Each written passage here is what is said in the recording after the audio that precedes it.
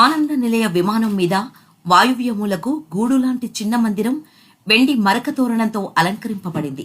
ఆ మందిరంలో శ్రీ వెంకటేశ్వర స్వామి వారి మూలమూర్తిని పోలిన చిన్న విగ్రహం ఉంది.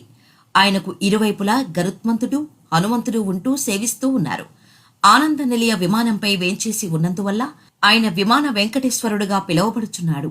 ఈ విమాన వెంకటేశ్వర స్వామి వారిని తొండమాన్ చక్రవర్తి ఏర్పాటు చేశాడని వెంకటాచల మహత్యం ద్వారా తెలుస్తోంది.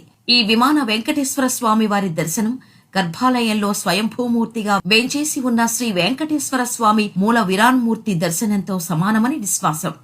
ఒకవేళ ఆనంద నిలయంలోని మూలమూర్తి దర్శనం కాకపోయినా ఈ విమాన వెంకటేశ్వరుణ్ణి దర్శిస్తే చాలట, యాత్రా ఫలితం దక్కుతుందట. పూర్వం భక్తులు విమాన ప్రదక్షిణ చేస్తూ ముందుగా విమాన వెంకటేశ్వర స్వామి వారిని దర్శించిన తర్వాతే ఆనంద నిలయంలోని మూలమూర్తిని దర్శించేవారట. పెరుగుతున్న భక్తుల రద్దీ దృష్ట్యా ముందు శ్రీ మూలమూర్తిని దర్శించుకున్న తర్వాతే విమాన వెంకటేశ్వర స్వామి వారిని దర్శించటం జరుగుతూ ఉంది. ఈ విమాన వెంకటేశ్వర స్వామి వారిని దర్శించిన సర్వజీవుల పాపాలు తొలుగుతాయి. అంతేకాదు సర్వ శుభాలు కలుగుతాయట.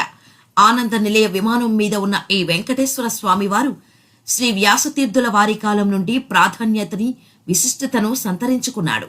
శ్రీకృష్ణదేవరాయల వారి కాలంలో ప్రసిద్ధి పొందిన ద్వైతపీఠ సంప్రదాయ ప్రవర్తకులు ఈ వ్యాసతీర్థులు. కృష్ణదేవరాయలకు కలిగిన కుహోయోగం అనే కాలసర్ప దోషం నుండి కాపాడటానికి విజయనగర సింహాసనాన్ని తానే అధిష్ఠించారట.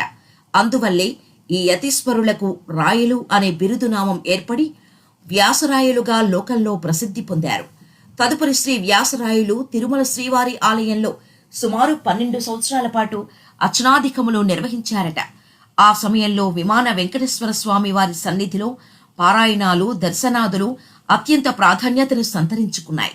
అందువల్లే శ్రీ వెంకటేశ్వర స్వామి వారిని దర్శించిన తర్వాత విమాన ప్రదక్షిణ మార్గంలో నడుస్తున్న భక్తులు ఈ విమాన వెంకటేశ్వర స్వామి వారిని దర్శించడం కూడా ప్రధాన ఘట్టంగా ఆలయ సంప్రదాయంలో స్థిరంగా నిలిచి ఉంది.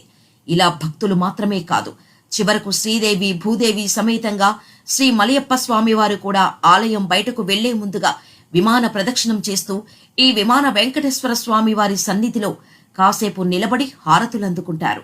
ప్రతి సంవత్సరానికి ఒకసారి 3 రోజుల పాటు జరిగే పవిత్రోత్సవ సమయంలో విమాన వెంకటేశ్వర స్వామి వారికి కూడా పవిత్ర మాలలు సమర్పించబడతాయి. దీనికోసం అర్చక స్వాములు విమాన వెంకటేశ్వర స్వామి సన్నిధికి వెళ్లడానికి వీలుగా నిచ్చెనలు ఏర్పాటు చేస్తారు. అంతేకాక ప్రతిరోజు 3 పూటల ఆనంద నిలయంలో జరపబడే నివేదన సమయంలో అర్చకులు ఆలయం లోపల నుండే విమాన వెంకటేశ్వర స్వామి వారికి నివేదనలు సమర్పిస్తారు. గర్భాలయం